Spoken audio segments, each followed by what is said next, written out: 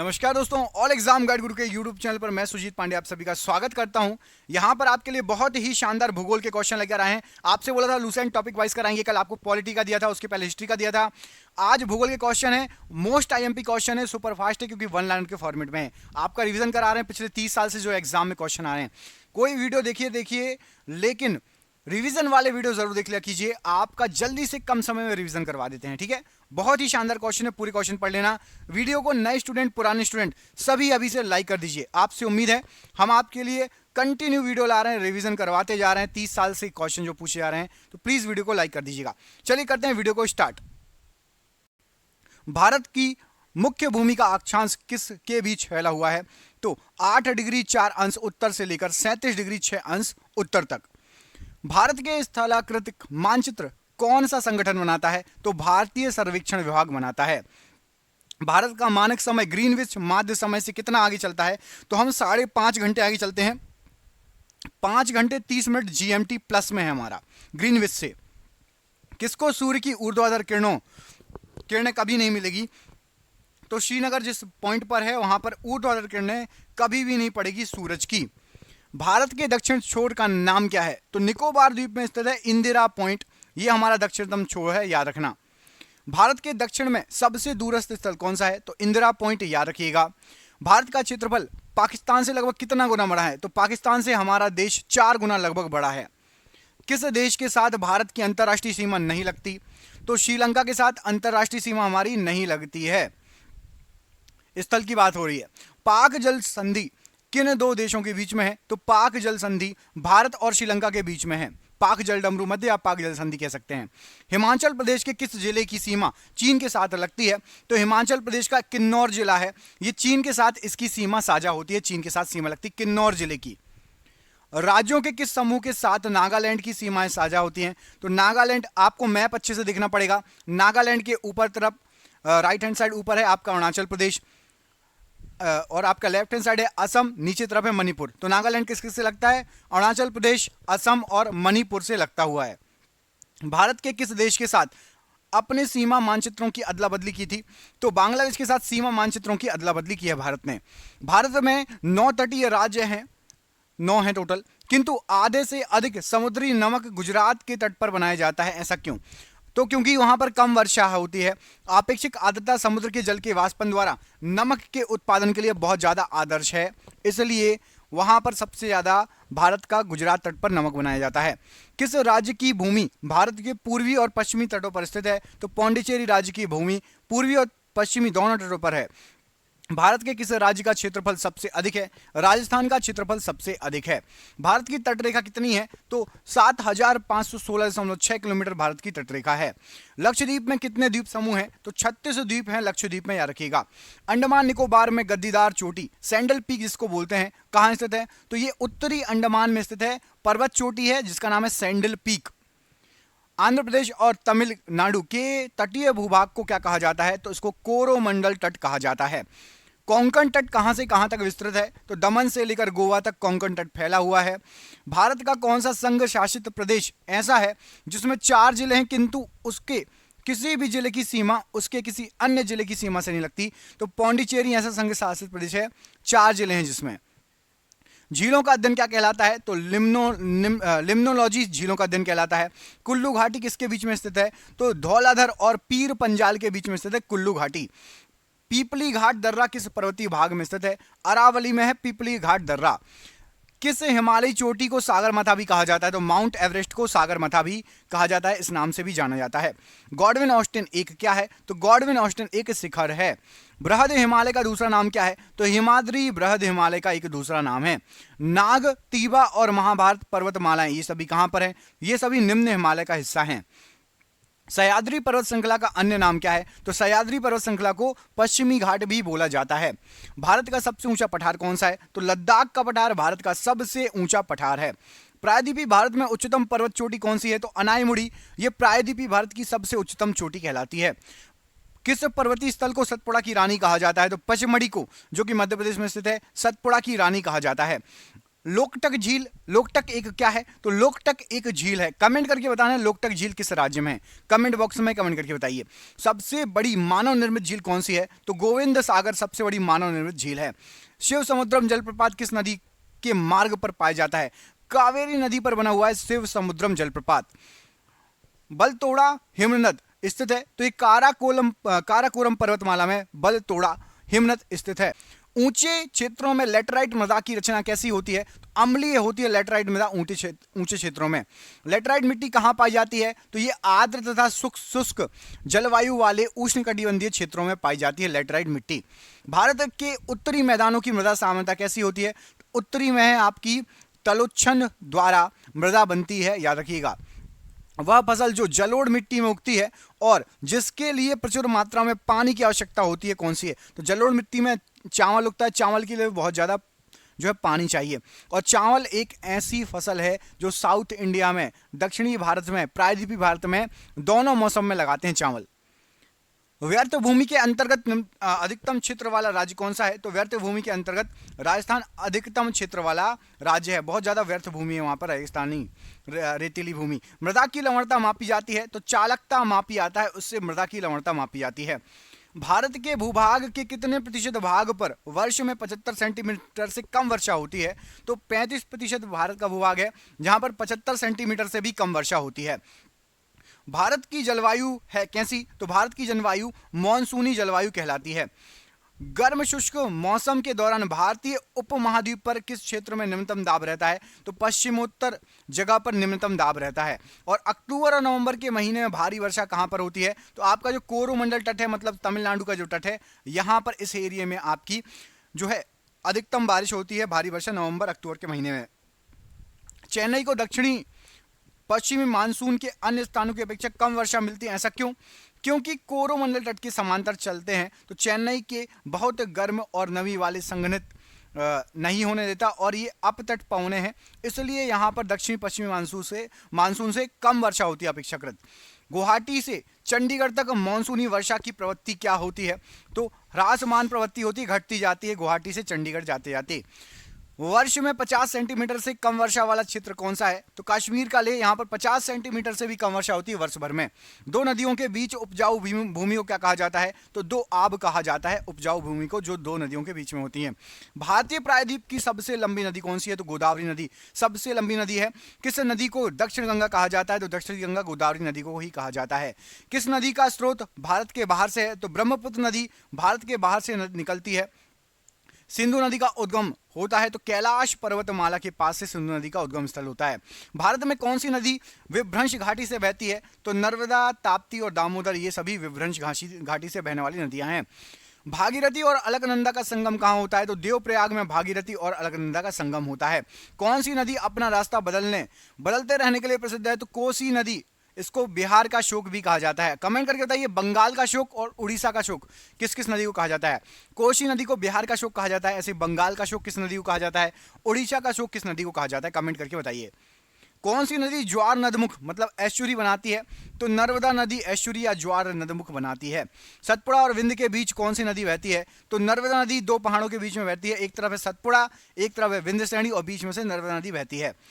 सूरत किस नदी के तट पर स्थित है? तो सूरत ताप्ती नदी के तट पर स्थित है। भारत की किस नदी का अंतर्देशीय जल निकास है? तो लूनी नदी का अंतर्देशीय जल निकास है। भारत का कृत्रिम बंदरगाह कौन सा है? तो चेन्नई बंदरगाह या मद्रास बंदरगाह कह लीजिए, यह कृत्रिम बंदरगाह है। भारत में कुल मुख्य कितने बंदरगाह हैं? तो टोटल 12 बंदरगाह हैं जो मुख्य बंदरगाह की श्रेणी में आते हैं। पर्यावरणीय आयोजन के साथ मूलतः संबंधित संगठन कौन सा है? तो नीरी NEERE, ये पर्यावरणीय आयोजन के साथ संबंधित संगठन है। शांत घाटी किस राज्य में स्थित है? तो केरल राज्य में स्थित है शांत घाटी, साइलेंट वैली। केरल की नीरव घाटी में स्थित वन किस प्रकार के वन का एक उदाहरण है? तो उष्णकटिबंधीय वर्षा वन है नीरव घाटी में। भारत का प्रथम राष्ट्रीय उद्यान कौन सा है? तो कार्बेट राष्ट्रीय उद्यान, कार्बेट नेशनल पार्क सबसे पहला राष्ट्रीय उद्यान था। पारिस्थितिकी संतुलन बनाए रखने के लिए भारत में जंगल कितने अनुपात में होना चाहिए? तो 31 से 34% भाग जंगल होना चाहिए भारत का। गंगा डेल्टा के मैंग्रोव वनों को क्या कहा जाता है? तो सुंदरवन गंगा डेल्टा के मैंग्रोव वनों को कहा जाता है। हरियाणा में सुविख्यात पक्षी विहार कौन सा है? सुल्तानपुर पक्षी विहार हरियाणा का जो है फेमस पक्षी विहार है। यह एकमात्र जो है सेंचुरी है जहां काश्मीरी महावर्ग पाया जाता है, तो दाची ग्राम एकमात्र ऐसी सेंचुरी है जहां पर काश्मीरी महावर्ग पाया जाता है। प्रसिद्ध गिर वन कहाँ स्थित हैं? तो गुजरात में प्रसिद्ध गिर वन स्थित हैं। मैंग्रोव क्या होते हैं? तो ये डेल्टीय वन होते हैं, वर्षा वन होते हैं और उष्णकटिबंधीय वन होते हैं। सुंदरी वृक्ष किसकी एक विशेष प्रकार की जो है वनस्पति है? तो ज्वारीय वन की वनस्पति है सुंदरीय वन। जीवमंडल आरक्षित क्षेत्रों की पहली परियोजना स्कीम कौन सी थी? तो नीलगिरी जैव मंडल, ये आरक्षित क्षेत्र, सबसे पहला आरक्षित जैव मंडल आरक्षित क्षेत्र है। किसे वैश्विक विरासत वन माना जाता है? तो असम का काजीरंगा, पश्चिम बंगाल का सुंदरवन, ये वैश्विक विरासत वन की श्रेणी में आता है। काजीरंगा राष्ट्रीय उद्यान किसके लिए प्रसिद्ध है? तो गैंडे के लिए प्रसिद्ध है, एक सींग वाले गैंडे के लिए। भारत में समुद्री गाय किसके बायो रिजर्व क्षेत्र में पाई जाती है? तो मन्नार की खाड़ी में समुद्री गाय पाई जाती है। मध्य प्रदेश का शिवपुरी राष्ट्रीय पार्क किस लिए प्रसिद्ध है? तो ये तेंदुए और चीतल के लिए फेमस है, शिवपुरी राष्ट्रीय पार्क। कान्हा नेशनल पार्क कहाँ स्थित है? तो कान्हा नेशनल पार्क ये भी मध्य प्रदेश में स्थित एक पार्क है। विश्व का एकमात्र प्लावी राष्ट्रीय पार्क स्थित है, तो ये मणिपुर में है, तैरता हुआ राष्ट्रीय नेशनल पार्क। क्या नाम है उसका? कमेंट करके बताइए। विश्व का एकमात्र तैरता हुआ नेशनल पार्क, उसका नाम बताइए। मणिपुर में है जो विश्व का एकमात्र तैरता हुआ, लीजिए नाम आ गया, केबुल लामजाओ बोलते हैं, और ये मणिपुर में है, एकमात्र आपका राष्ट्रीय उद्यान है जो तैरता हुआ है। भारत में वर्षा वन पाए जाते हैं, तो पूर्वी हिमालय और पश्चिमी घाट में आपके मोस्टली वर्षा वन पाए जाते हैं भारत में। मुदुमलाई वन्य प्राणी सेंचुरी किस राज्य में स्थित है? तो ये कर्नाटक, तमिलनाडु और केरल तीनों में आती है मुदुमलाई वन्यजीव सेंचुरी। भारत में प्रथम जैव मंडल रिजर्व की स्थापना कहाँ हुई थी? तो नीलगिरी में सबसे पहला जैव मंडल रिजर्व की स्थापना हुई थी। भारत में कितने पारिस्थितिक हॉट स्पॉट हैं? तो 4 पारिस्थितिक हॉट स्पॉट हैं भारत में। नेपाल में कौन सा राष्ट्रीय उद्यान भारत के वाल्मीकि राष्ट्रीय उद्यान की निरंता है? तो चितवन राष्ट्रीय उद्यान है नेपाल में, और ये भारत में आके उसका नाम हो गया वाल्मीकि राष्ट्रीय उद्यान। ये जुड़े हुए हैं, नेपाल में फैला हुआ है और भारत में। चंदन के पेड़ों के लिए किस प्रकार का जंगल उपयुक्त होता है? तो उष्णकटिबंधीय पर्णपाती चंदन के पेड़ों के लिए फेमस है, उपयुक्त होता है। क्रिकेट बैट के लिए विलो कहाँ से प्राप्त होती है? तो क्रिकेट बैट के लिए जो विलो है ये शंकु वृक्षी वन से प्राप्त होती है। कुगटी वन्य पशु विहार किस राज्य में है? तो कुगटी है ये हिमाचल प्रदेश में, याद रखिएगा। वैश्विक तापन के फलस्वरूप हो सकता है तो समुद्र तल में वृद्धि हो सकती है, फसल के स्वरूप में परिवर्तन हो सकता है, और तट रेखा में भी परिवर्तन होगा। यदि समुद्र का तल कम ज्यादा होगा, तट रेखा में भी परिवर्तन हो जाएगा। ग्लोबल वार्मिंग, वैश्विक तापन मतलब। चिपको आंदोलन किससे संबंधित है? तो वन संरक्षण से संबंधित है चिपको आंदोलन। झूम कृषि अभी भी कहाँ प्रचलित है? तो मिजोरम, नागालैंड और मणिपुर में अभी भी झूम खेती होती है। भारत में किस जाति के गेहूं की खेती जारी है? तो ब्रेड के लिए जो गेहूं की खेती होती है वो जारी है। अंतर्वर्ती फसल क्या है? तो प्रतिस्थापित फसलें जो तब रोपित की जाती है जब नियमित फसलें उगाने में असफल हो जाती हैं, उनको बोला जाता है अंतर्वर्ती फसल। जब आप जो नॉर्मल फसल लगाते हो वो असफल हो जाए तब लगाई जाती है। रवि फसल के मौसम में भारत में कौन सी फसल उगाई जाती है? तो गेहूं, सरसों, चना, ये रवि की फसल में उगाया जाता है। पठार की स्थलाकृतिक आदर्श है, तो खनन के लिए पठार जो है स्थलाकृतिक आदर्श है। भारत किसका सबसे बड़ा उत्पादक देश है? तो कपास, चाय, तांबा, अभ्रक, ये अच्छी मात्रा में होता है भारत में, याद रखिएगा। वाणिज्यिक स्तर पर रबड़ का उत्पादन भारत के किस राज्य समूह में होता है? तो केरल में रबड़, तमिलनाडु और कर्नाटक, इन तीनों में रबड़ अच्छी तरीके से उत्पन्न होता है। बागान कृषि पैदा करती है, तो जो है खाद्येतर फसलों को बागान कृषि द्वारा पैदा किया जाता है। भारत में फसलों के सकल क्षेत्रफल में से कितने खाद्यान्नों का क्षेत्रफल है? तो 60 से 70% जो फसल होती है वो खाद्यान्न फसल होती हैं। जूट उत्पादन में सबसे प्रचुर प्रदेश कौन सा है? तो पश्चिम बंगाल में जूट उत्पादन अच्छे से होता है। भारत में जूट का अधिकतम क्षेत्र कहां पर है? तो पश्चिम बंगाल में ही है। हरित क्रांति पद का प्रयोग उच्च उत्पादन दर्शाने के लिए किया जाता है, तो प्रति हेक्टेयर कृषि उत्पादकता बढ़ाकर उच्च उत्पादन दिखाया जाता है हरित क्रांति के जरिए। हरित क्रांति सबसे अधिक सफल कहां पर हुई थी? तो पंजाब में, हरियाणा में और उत्तर प्रदेश में सबसे ज्यादा सफल हुई थी। हरित क्रांति का संबंध किस फसल से था? तो गेहूं से सबसे ज्यादा संबंध था हरित क्रांति का। HYV कार्यक्रम जो है को भारत में क्या कहा जाता है? तो नव कृषि नीति कहा जाता है HYV कार्यक्रम को भारत में। भारत में किस राज्य को धान का कटोरा कहा जाता है? तो सबसे पहले धान का कटोरा छत्तीसगढ़ के पास था। इसके बाद धान का कटोरा आपका जो हो गया पश्चिम बंगाल के पास है। आंध्र प्रदेश गलत है, शायद अभी भी पश्चिम बंगाल है। एक बार गूगल पे चेक कर लेना, ये चीज़ें चेंज होती रहती है। जिस साल जहां पर धान ज़्यादा होता है मोस्टली, तो वहां पर जो है धान का कटोरा कहते हैं। सबसे पहले छत्तीसगढ़ के पास था, फिर पश्चिम बंगाल के पास पहुंचा। अभी गूगल पे चेक कर लेना एक बार। ऑपरेशन फ्लड किस कार्य से संबंधित है? तो दुग्ध उत्पादन से संबंधित है ऑपरेशन फ्लड। भारत की कुल जनसंख्या की का कृषि में नियुक्त प्रतिशत लगभग कितना है? तो 60% या 70% लोग कृषि करते हैं करीब करीब। भारत में पीत क्रांति का संबंध किससे है? तो तिलहन के उत्पादन से पीत क्रांति का संबंध है। जहां तक कृषि मंत्रालय के सरकारी वर्गीकरण का संबंध है, भारत में कितने कृषि जलवायवीय क्षेत्र हैं? तो भारत में टोटल 127 कृषि जलवायवीय क्षेत्र पाए जाते हैं। सामाजिक वानिकी है तो सरकारी स्वामित्व वाली भूमि पर उपयोगी पौधों को उगाना, उनकी व्यवस्था करना, इसको सामाजिक वानिकी कहा जाता है। किस राज्य को टैंक सिंचाई का परंपरागत क्षेत्र माना जाता है? तमिलनाडु को टैंक सिंचाई का परंपरागत क्षेत्र माना जाता है। जादूगोड़ा का संबंध किससे? तो यूरेनियम के खनन से, खान है यूरेनियम की। हाल में आंध्र प्रदेश का तुमलापल्ली किस सर्वाधिक निक्षेप के लिए विश्व के नक्शे पर आ गया? तो यूरेनियम निक्षेप तुमलापल्ली फेमस है यूरेनियम के लिए। केरल राज्य किस खनिज के लिए सबसे ज्यादा प्रसिद्ध है? तो लौह अयस्क के लिए सबसे ज्यादा प्रसिद्ध है। ऊपरी ब्रह्मपुत्र घाटी में पाए जाने वाला मुख्य खनिज क्या है? तो पेट्रोलियम ऊपरी ब्रह्मपुत्र घाटी में पाए जाने वाला मुख्य खनिज है। पश्चिम बंगाल में रानीगंज का संबंध है? तो कोयला क्षेत्रों से रानीगंज का संबंध है। कोयले का सबसे बड़ा भंडार किस राज्य में है? तो झारखंड में कोयले का सबसे बड़ा भंडार है। पन्ना मध्य प्रदेश में एक बहुल महत्वपूर्ण जो है स्थान है। यह किस खनन के लिए प्रसिद्ध है? तो पन्ना में हीरा पाया जाता है, हीरा खनन के लिए। कुद्रेमुख से पाइपलाइन द्वारा ले जाए जा रहे लौह अयस्क का गंतव्य स्थान क्या है? तो मंगलोर है। खेतड़ी किसके लिए प्रसिद्ध है? तो खेतड़ी ये तांबे के लिए प्रसिद्ध है बहुत ज्यादा। असम राज्य में काम कर रही तेल परिष्करण शालाओं, रिफाइनरियों की संख्या कितनी है? तो असम में टोटल चार हैं तेल रिफाइनरी। मुंबई उच्च तेल क्षेत्र कहां पर स्थित है? तो अरब सागर का महाद्वीपीय शेल्फ, यहां पर मुंबई उच्च तेल, मुंबई हाई स्थित है तेल के लिए। मुंबई हाई बोलते हैं मोस्टली, ठीक है। देखिए यहां पर लिखा है। इस समय भारत के कच्चे पेट्रोलियम का सबसे अधिकतम उत्पाद कौन करता है? तो अपतटीय मुंबई हाई क्षेत्र।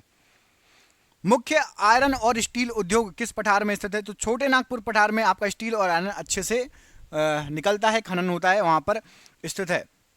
भारत में ऊर्जा का मुख्य स्रोत क्या है? तो तापीय ऊर्जा मुख्य स्रोत है ऊर्जा का। भिलाई इस्पात संयंत्र किसकी मदद से स्थापित किया गया था? तो रूस की मदद से स्थापित किया गया था। Visvesvaraya iron and steel limited की स्थापना कहां पर है? तो भद्रावती में है विश्वेश्वरैया आयरन और स्टील लिमिटेड। भारत का सिलिकॉन वैली कहां स्थित है? तो बेंगलुरु को भारत का सिलिकॉन वैली कहा जाता है। आंध्र प्रदेश में अनंतपुर जिला किसके लिए प्रसिद्ध है? तो सोने के लिए, स्वर्ण के लिए प्रसिद्ध है अनंतपुर जिला। स्वतंत्रता के बाद विकसित किया गया पहला पत्तन कौन सा है? तो कांडला पहला पत्तन था। भारत में सबसे ऊंचा बांध भाखड़ा नागल बांध किस नदी पर है? सतलज नदी पर बना हुआ है ये। टिहरी बांध का निर्माण किस नदी पर किया गया है? तो भागीरथी नदी पर टिहरी बांध बना हुआ है। भारत में कुल विद्युत शक्ति में जल विद्युत शक्ति का योगदान कितना है? तो लगभग 5वां भाग जल विद्युत शक्ति से आता है। इंदिरा गांधी नहर को किस नदियों से पानी मिलता है? तो सतलज नदी से इंदिरा गांधी नहर को पानी मिलता है। व्यास नागार्जुन सागर बांध किस नदी पर बना हुआ है? तो कृष्णा नदी पर है व्यास नागार्जुन सागर बांध। सरदार सरोवर बांध किस नदी पर है? नर्मदा नदी पर है सरदार सरोवर बांध। भारत का सबसे लंबा बांध कौन सा है? हीराकुंड बांध भारत का सबसे लंबा बांध है। सलाल जल विद्युत परियोजना किस राज्य में है? जम्मू कश्मीर में स्थित है सलाल जल विद्युत परियोजना। मुल्लई पेरियार बांध का झगड़ा किन दो राज्यों के बीच में है? तो तमिलनाडु और केरल के बीच में मुल्लई पेरियार बांध का झगड़ा। भारत में बिजली की चिरकालिक कमी रही है, क्यों? क्योंकि बिजली की मांग बढ़ती रही है और जबकि उसका उत्पादन और वितरण नहीं बढ़ा है। किशन गंगा परियोजना भारत तथा किसके बीच विवाद का मुख्य कारण है? तो भारत और पाकिस्तान के बीच विवाद का मुख्य कारण है। कोयले से वाणिज्यिक रूप से पैदा होने वाली ऊर्जा को क्या कहा जाता है? तो ताप ऊर्जा कहा जाता है। तालचेर किसके लिए प्रसिद्ध है? तो भारी जल संयंत्र के लिए तालचेर प्रसिद्ध है। कौन सा समुद्र पत्तन राउरकेला स्टील संयंत्र से सबसे निकट है? तो पारदीप सबसे निकट है राउरकेला स्टील संयंत्र से। भारत के पूर्वी तट पर स्थित पत्तन कौन सा है? तो पारदीप और हल्दिया ये पूर्वी तट पर स्थित पत्तन है। कांडला पट्टन या पोर्ट कहां स्थित है? तो कच्छ की खाड़ी में कांडला स्थित है। कलकत्ता किस प्रकार के बंदरगाह का उदाहरण है? तो कलकत्ता एक नदीय बंदरगाह कहलाता है। कलकत्ता किस प्रकार का हो चुका है नदी बंदरगाह? कलकत्ता और दिल्ली किसके द्वारा जुड़े हुए हैं? तो NH2 नेशनल हाईवे 2 के द्वारा कलकत्ता और दिल्ली जुड़े हुए हैं। इंटीग्रल कोच फैक्ट्री कहां पर है? तो पेरम्बूर चेन्नई में है इंटीग्रल कोच फैक्ट्री। भारत के किस जोन में 2 रेलवे जोन का मुख्यालय है? तो आपका मुंबई में है 2 रेलवे जोन का मुख्यालय। कौन कौन से, कमेंट करके बताइए। मुंबई में कौन कौन से रेलवे जोन के मुख्यालय, कमेंट करिए। कोंकण रेल जोड़ती है, तो रोहा को मंगलोर से जोड़ती है कोंकण रेलवे। यह दी गई अवधि समाविष्ट में होने वाली मौतों की संख्या क्या कहलाती है? तो दी गई अवधि में मौतों की संख्या को मृत्यु दर कहा जाता है। उसी जाति के व्यक्तियों की वह संख्या जो दी गई समय अवधि के दौरान आवास में कहीं और से आए हैं, तो उसको बोला जाता है अप्रवासन। जन्म दर मापी जाती है 1 वर्ष के दौरान जन्मों की प्रति, तो 1000 आबादी पर कितने एक वर्ष में जन्मे, उससे जन्म दर मापी जाती है, 1000 पे मापी जाती है। भारत का सबसे घनी आबादी वाला राज्य कौन सा है? तो बिहार सबसे घनी आबादी वाला राज्य है। उस राज्य का नाम बताइए जिसमें जन घनत्व सबसे कम है। अरुणाचल प्रदेश में 2011 की जनगणना के अनुसार जन घनत्व सबसे कम है।